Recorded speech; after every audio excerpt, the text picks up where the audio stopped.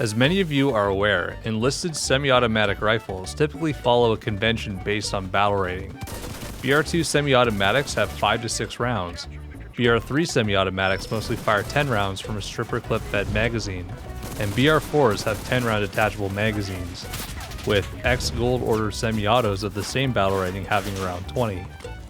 However, I want to discuss the M1 Garand in this video, and while it does not fit well within these conventions, we can run a thought experiment on how we could place variants of the M1 Garand that saw field testing or combat in BR2, BR3, and possibly even BR4. I'll even discuss some interesting prototypes for potential event or premium squads at appropriate battle ratings. Let's get started. The first of these weapons is the M1 PWB, which is an abbreviation of the Pacific War Board. Let's begin with a brief history lesson. The 93rd Infantry Division had modified an M1 Garand rifle with the barrel shortened from the original 24 inches to only 18 inches. Based on the sources I read, a report on January 20th of 1944 explained that the weapon had been tested by the Infantry Board. Now, it seems the 93rd Infantry Division didn't actually see any combat until the advance party arrived in Guadalcanal on January 29th. I haven't read the report on their file, but this means that their modified M1 Garand had to have been fabricated sometime while they were still in the United States.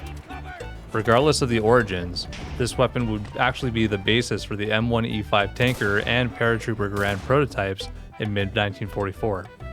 While these were never adopted, by late 1944, the Pacific War Board still believed that a shortened M1 Garand had some merit in the Pacific theater and ordered 150 of these rifles to be fabricated for testing.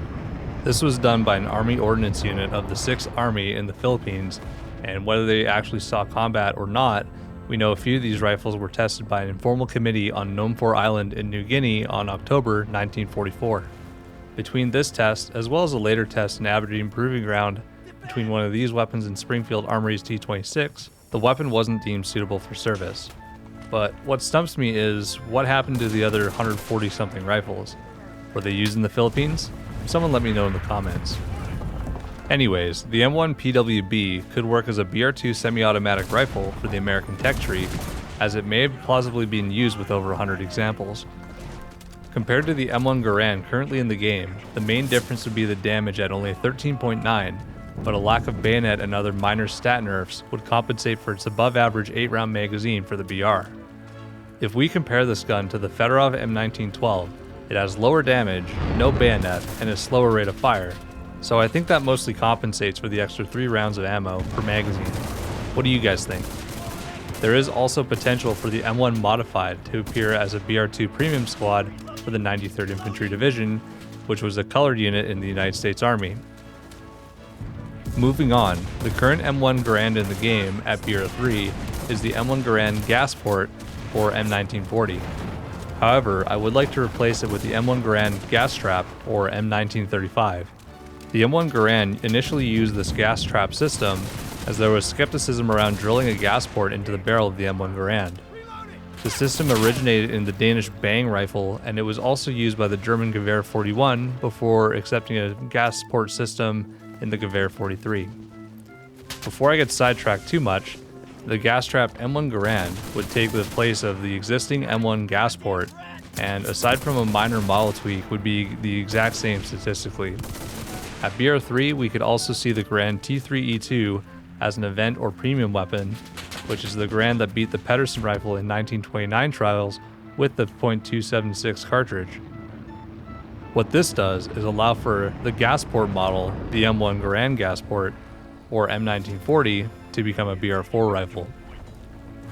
Now, I know what you're thinking, but slacker, this is only an 8-round rifle. It would be too weak at BR4. Au contraire, my friend. You see, the current BR4 rifles typically have a 10-round detachable magazine and 15.3 damage. However, there are 2 semi-automatic rifles that break this convention above BR3. The M1C Sniper Garand at BR5 with 16.1 damage, and the Farquhar Hill M1918 at 16.8 damage. Aside from some noticeable buffs to recoil, dispersion, and reload speed, I would give the M1 Garand Gas Port 16.8 damage upgraded. This makes sure that while the gun has an obvious disadvantage with its 8 rounds, It is very comfortable to use, and the reload is quick. They could even allow the fire rate to approach 420 rounds per minute, like the M1 Carbine and VG-15 at lower battle ratings. All of this to say, BR4 rifles with this sort of magazine capacity have multiple ways to be brought up in terms of strength, and the Allies tree doesn't even have a BR4 rifle at the moment. If we wanted a premium or event Garand here at BR4, there's the Pedersen GY, which in 1939 was Pedersen's last attempt to beat John Garand at getting his rifle adopted by the US Army. For all intents and purposes, it's a Garand copy with some preferential features from Pedersen, and it could also get great stats for an 8-round rifle at BR4. Finally, I would like to bring up a couple of other weapons, the T20 and the T3E2. Our current T20 has a base rate of fire of 650 rounds per minute, but the real weapon had a cyclic rate of 500 rounds per minute. I know some people are probably going to hate this idea, but why don't we just do what we've done to almost every other select fire and adjust its rate of fire to more accurately represent the real firearm? This would be similar to what was done to the Soviet AVS-36 and the addition of the AVT-4020. And don't worry, US mains, we can add the T3E2 to the game to substitute this change, as it had a cyclic rate of 700 rounds per minute, 770 upgraded in Enlisted. The T3E2 would also open the door for a potential sniper variant with the M82 scope, giving the Allies tree something comparable to the Sniper AVS or Sniper FG42-2. The T3E2 also had a grenade launcher fitting, so we could see an analog to the German FG42 grenade launcher premium squad. To summarize, the US tree could get a lot more Garand rifle variants all over the place in the tech tree and as premium or event weapons. I would add the M1 Garand PWB to BR2 with low damage, reload speed, and firing stability. I would also introduce the M1 Garand Gas Trap to BR3 with the same stats as the current M1 Garand Gas Port. And finally, I would move the M1 Garand Gas Port to BR4, giving it noticeable buffs to damage, stability, and either rate of fire or reload speed. I would also see the T20 retuned to a lower rate of fire, the T3E2 added to the end of the Allies tech tree as a pinnacle to their select fires, and add a variant of the T3E2 with a scope to the tech tree as a USA BR5 sniper rifle.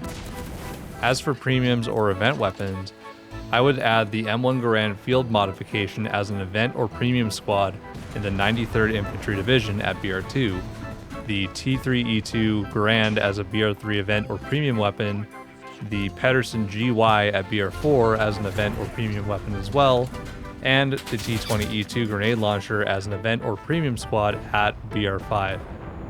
Thanks for watching, guys. If you think any of these changes or implementations would be cool to see in Enlisted, or you're just a big fan of the M1 Garand, then please consider showing your support with a like, comment, and subscribe for more content like this. If you have the option, please consider hyping the video as well. It helps a lot. Also, consider joining our Discord server, link in the video description.